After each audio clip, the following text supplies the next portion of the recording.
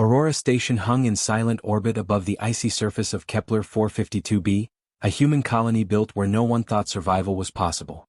Its metal hull gleamed faintly under the distant light of a blue sun, but inside the air was warmer, though tense.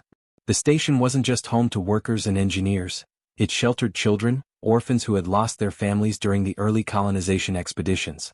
They clung to hope like it was oxygen, believing stories of distant holidays, family, and joy. Captain Gideon Rourke walked down the main corridor, his boots clanging against the metal floor. He was not a man of sentiment. He had seen battles, alien raids, and failed missions, but there was something about these children that struck him differently. Their eyes held fear sharper than any enemy weapon he had faced. He paused at the dome where the orphans had gathered. One boy's face was red, tears streaked down his cheeks. "Santa isn't real," he shouted, his small fist shaking. "He won't come this year." The children around him whispered in panic, fear spreading like a virus. Rourke's jaw tightened. He knew this wasn't just about toys or stories. Hope mattered here. It kept the children calm, kept them fed, kept them alive in a place where every system could fail without warning. He crouched slightly, lowering his voice to something soft but firm. "Listen to me. I don't know how we'll do it yet, but I promise you, hope isn't gone. I'll fix this." The children looked at him, eyes wide, clinging to his words. Some believed immediately. Some didn't, but at least fear was checked by the edge of trust. He left them in the dome and headed toward the station's command center. Sensors flickered along the walls, and a quiet alarm began to sound. He froze for a fraction of a second, then ran. The energy crystal harvesters, the station's life support core, were malfunctioning. The AI voice crackled in the intercom. "Warning. Energy harvesters offline. Structural stability compromised in sectors 3 and 4. Rourke's mind raced. He had seen alien sabotage before, machines smarter than humans, adaptive, deadly, but he hadn't expected it here. He grabbed a portable analyzer and sprinted toward the maintenance tunnels. Every second counted. If the harvesters stayed offline, the station would freeze within hours. The children, the orphans he had just promised hope to, would be the first in danger. The tunnels were narrow, frost building along the walls from the station's failing insulation. Rourke's boots slipped once, sending a metallic echo down the corridor. He froze, listening. Nothing. Then the analyzer beeped violently. Movement. Too fast, too precise to be human. Drones.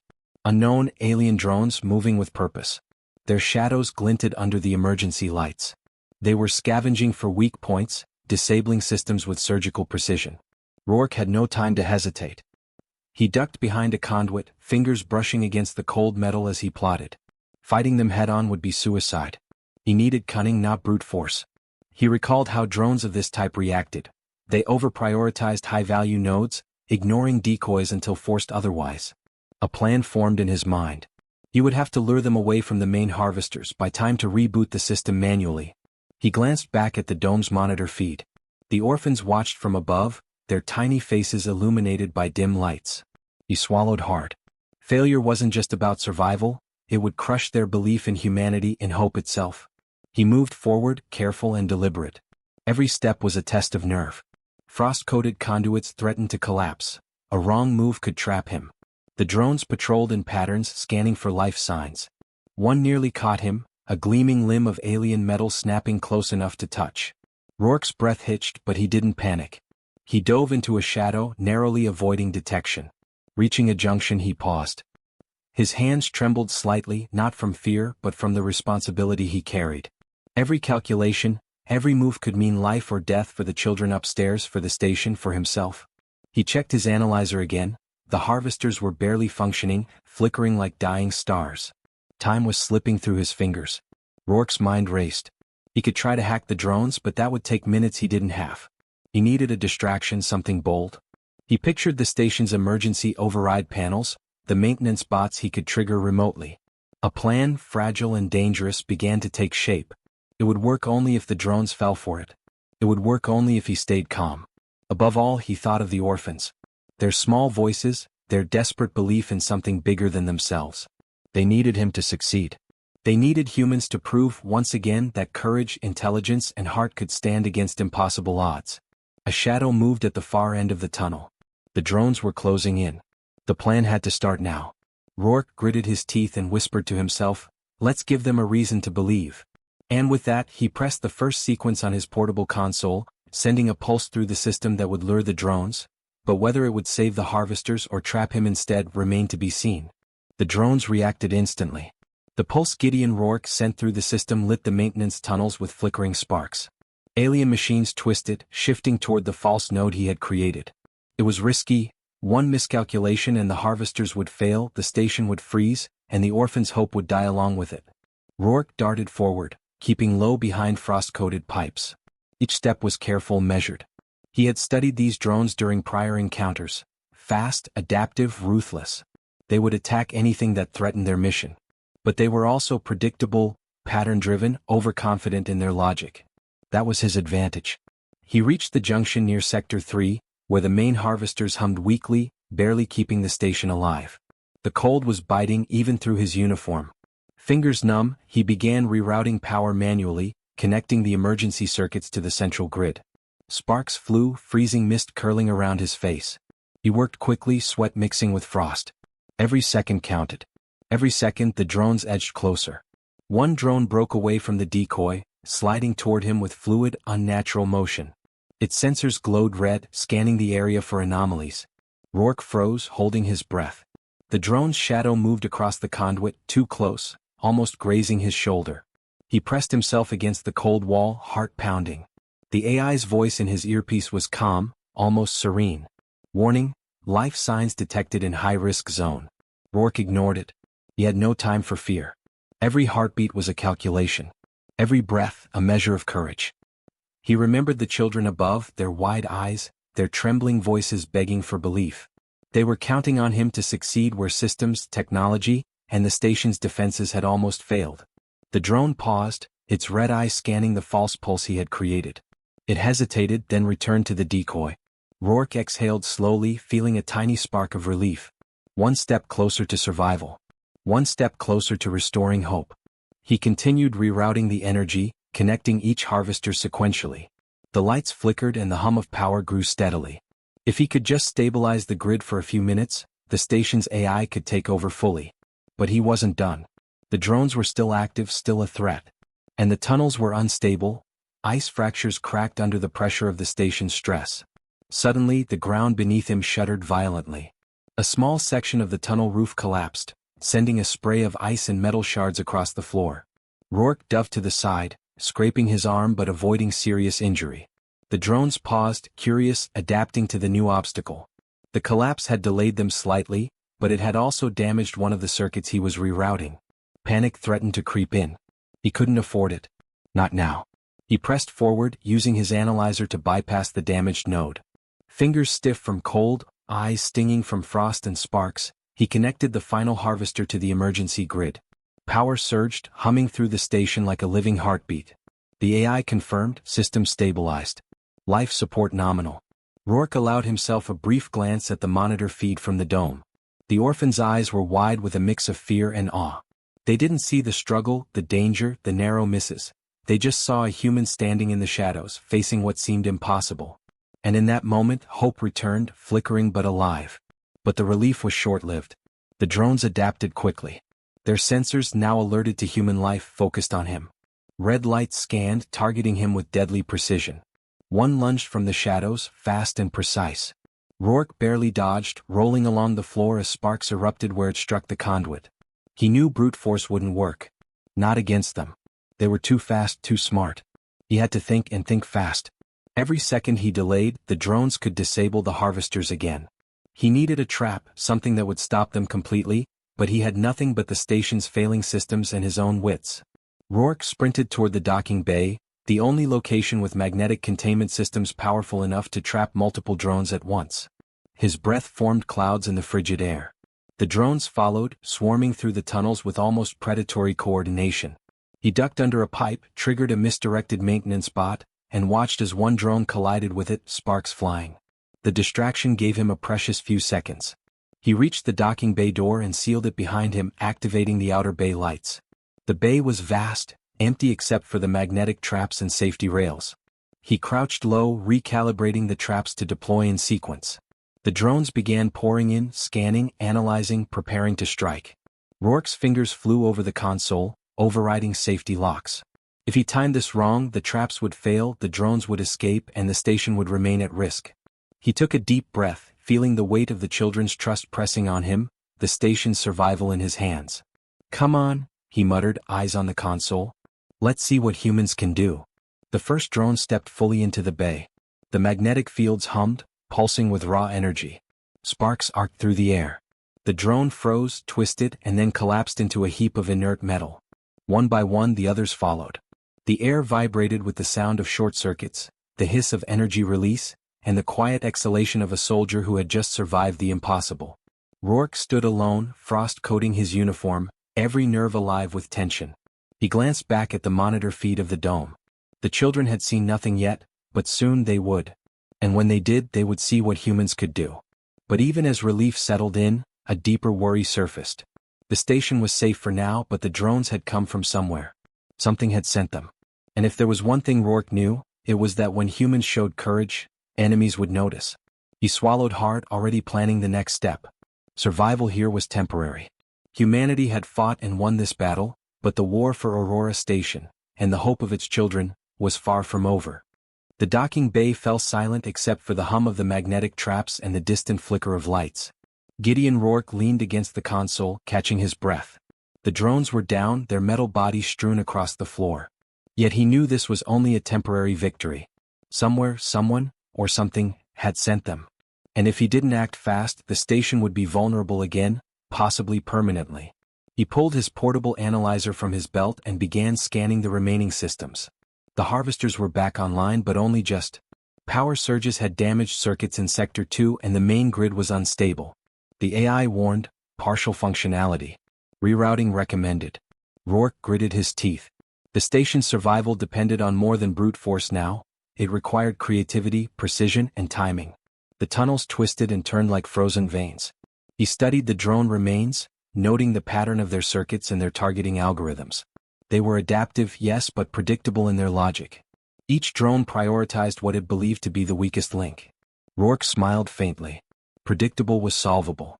He set up a series of temporary override panels along the tunnels leading to the main harvesters. The idea was simple but dangerous. Lure any remaining drones into a false sequence, isolate them, and buy time for the AI to restore full functionality. If he miscalculated, the drones could bypass the decoys and disable the harvesters again, or worse, reach the children's dome. Rourke began working quickly, his hands shaking from cold but steady inaction. He connected the panels to the emergency energy grid, feeding them just enough power to seem like operational nodes. Sparks hissed and ice sprayed from a cracked pipe, but he ignored it. Every second he wasted increased the risk of catastrophic failure. Movement flickered at the edge of his vision. A drone, small but fast, had slipped past the docking bay. Its sensors glowed crimson in the dim light. Rourke froze for a heartbeat, then acted. He triggered one of the decoy panels ahead of it.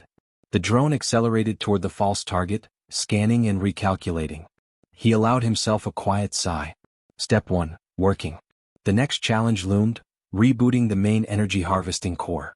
The system was old, cobbled together from decades of human expansion on Kepler 452b, and every reboot was a gamble. Too fast and the circuits could overload.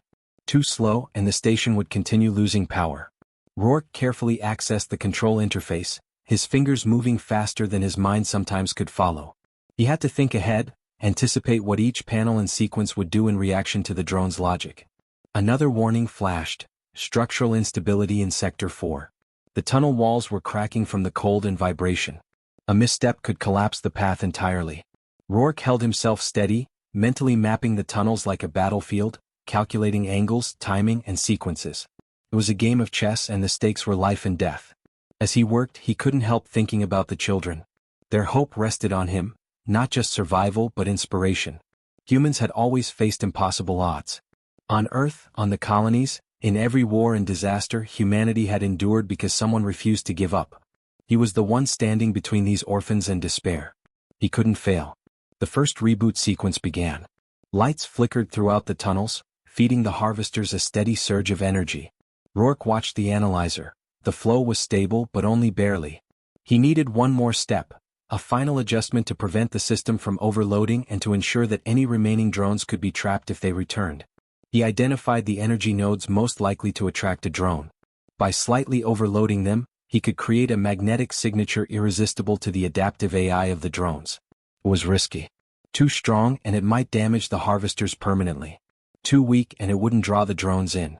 He paused, weighing the risk. Then, as always, he chose action over hesitation. He initiated the overload. Sparks shot across the panel. The air vibrated with raw energy. The drones in the tunnels, sensing a high-priority node, immediately shifted direction. Step 2. Working perfectly. Rourke allowed himself a brief grin. The station's survival now hinged on timing, human ingenuity, and nerves of steel. Then a shadow loomed behind him. Another drone, larger than the first, had infiltrated through a maintenance shaft he hadn't accounted for. It moved silently, its sensors glowing red, faster than any human could react. Rourke's breath caught, but he didn't flinch. He pressed a hidden override, opening a side vent that redirected the drone into the decoy network. It hesitated, then fell perfectly into the trap. Rourke exhaled slowly. He had done it. For now, the station's systems were secure. The harvesters hummed steadily, energy stabilized, drones neutralized or trapped. He allowed himself a moment of quiet pride, but the relief was fleeting. Somewhere beyond the walls of Aurora Station, someone had sent these drones. This was not an isolated attack. It was reconnaissance, a probe into humanity's defenses. He glanced at the dome monitors. The children above would soon learn that humans could not only survive the impossible but thrive against it. They would see courage, intelligence, and determination in action, not just stories but living proof. Rourke knew the battle was far from over. Aurora Station was safe for now, but vigilance would be required. He had bought time, secured systems, and restored hope, but enemies would test it again. He squared his shoulders, wiped the frost from his face, and whispered to himself, "They'll see what humans can do. No matter the odds, we fight. Always." And with that, he moved deeper into the tunnels, ready for the next challenge, where his ingenuity would be tested even further, and the fight for the station's survival would escalate beyond anything he had yet faced. The tunnels were quiet now, almost eerily so. The drones he had trapped remained inert, but Gideon Rourke knew better than to trust silence. Something had sent them, and wherever that something was, it would return. His boots echoed sharply against the frost-lined metal as he moved toward the outer docking bay. The magnetic containment fields there were the station's strongest defense, strong enough to neutralize multiple drones simultaneously, but they needed a human trigger. Automated systems could manage minor threats, but adaptive machines like these required timing, intuition, and daring. That meant Rourke would have to go outside, exposed to the vacuum and cold, tethered only by a safety line, to activate the field manually. He paused for a moment, glancing at the monitor feed of the dome. The orphans above watched silently, unaware of the life-or-death gamble their survival rested on. He clenched his jaw. They were counting on him to succeed where technology alone would fail. That was human courage, taking impossible risks to protect others. Rourke activated his suit's external lights and vented the airlock. The cold of Kepler 452b's orbit hit him instantly, a brutal wall of biting wind and frost. Every movement required effort. The slightest mistake could snap the tether or send him spinning into the void. He forced his mind to focus, suppressing panic, and began climbing along the hull toward the docking bay's manual override. Sensors detected movement behind him. 2 drones, small but deadly, had broken free from his decoy network and were approaching fast. Their red eyes cut through the darkness. Rourke's heart raced, but he didn't falter. He pressed forward, every muscle taut, timing each step against the pattern he had studied in the tunnels. One misstep, one lapse of courage, and the station, and the children, would be lost. He reached the bay's console and started the manual override. Sparks arced from exposed panels as the system powered up. The magnetic fields hummed with raw energy. The drones lunged. He barely had time to brace himself before the first struck, metal limbs clanging against the hull. Rourke pivoted, hitting the activation lever with a resounding clang, and the magnetic field flared to life. The first drone froze midair, its circuits shredded by the field. The second twisted erratically, trying to resist the pull, but it, too, collapsed under the power. Rourke exhaled, muscles shaking from effort and adrenaline. He was still tethered to the outside of the station, frost coating his visor, but for a moment, victory seemed possible. But then the hull shuddered violently. Another drone, larger and faster than the previous ones, appeared from the shadows of the bay. It had bypassed every sensor, every decoy. Its glowing red eyes locked onto him. Rourke's breath hitched. There was no automated system fast enough to stop it. The station could be breached, the harvesters destroyed, and the children endangered, all in seconds. Instinct took over. He dropped to his side, rolling along the hull as the drone swiped at him. Sparks and ice exploded around him. His hands found another panel, and he initiated a secondary sequence, an overload of the bay's magnetic nodes. It was risky, too much energy could rip the hull or fry the system, but it might stop the drone. The drone lunged again. Rourke held his ground and pressed the sequence. A surge of energy slammed into the drone. Its metal frame twisted violently, then collapsed into a heap, completely neutralized. The air vibrated with the sound of discharge and the hiss of cooling circuits. Rourke sagged against the hull, exhaustion and relief crashing over him. He looked down at the docking bay from his precarious position. The field held. The harvesters were safe. The remaining drones had been neutralized or redirected. The station's heartbeat, its energy grid, was stable again. He allowed himself a brief glance at the monitor feed of the dome. The children above had witnessed nothing of the struggle, but in their eyes, they would soon see the results. Warmth, light, and hope restored. He thought of their small faces, the boy who had cried that Santa isn't real, and the way the others had clung to his promise. Humanity had shown its courage, not through machines or alien tech, but through determination, risk, and daring. Even as the immediate danger passed, Rourke knew vigilance was still needed. The drones had been sent deliberately, intelligently. Whoever had orchestrated this attack had underestimated one thing: humans. Our courage. Our adaptability. Our refusal to surrender when odds were impossible. He exhaled, the frozen air misting from his suit. Slowly, carefully, he moved back along the hull toward the airlock. Every step was measured. Every movement counted. He had risked everything to save the station and its children, and in doing so, he had proven the truth humans had always known. Courage and ingenuity could triumph over even the deadliest threats. Re-entering the airlock, he removed his helmet and let the warmth of the station flood his senses. Frost melted along his uniform, but the feeling of victory burned brighter than any heat. Above, the children would soon hear his story, though they might not understand the full danger. They would know only that a human had risked everything to protect them, and that alone would inspire them to believe again. For Gideon Rourke, the battle was over, for now, but the lesson was clear. Humanity thrived not because of tools or luck, but because of the courage to act when it mattered most.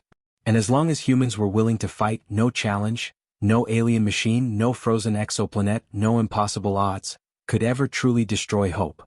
Gideon Rourke stepped out of the airlock, his boots clanging softly against the metal floor of Aurora Station.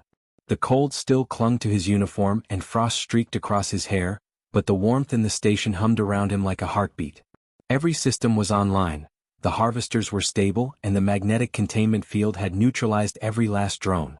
For now the station, and the children were safe. He paused in the central dome, brushing frost from his sleeves.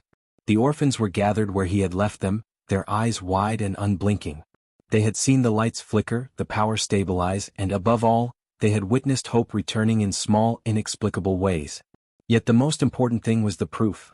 A human had risked everything to keep them alive. One small boy stepped forward, clutching a ragged stuffed toy, voice trembling. Did Santa come? Rourke knelt to the boy's level, eyes softening. Santa didn't need to come, he said. Humans came instead. We fight when it matters and we protect each other, even when it seems impossible. The boy's lip trembled, a mix of fear and relief, but he smiled faintly. Around him the other children whispered, some laughing quietly, others wiping tears from their eyes.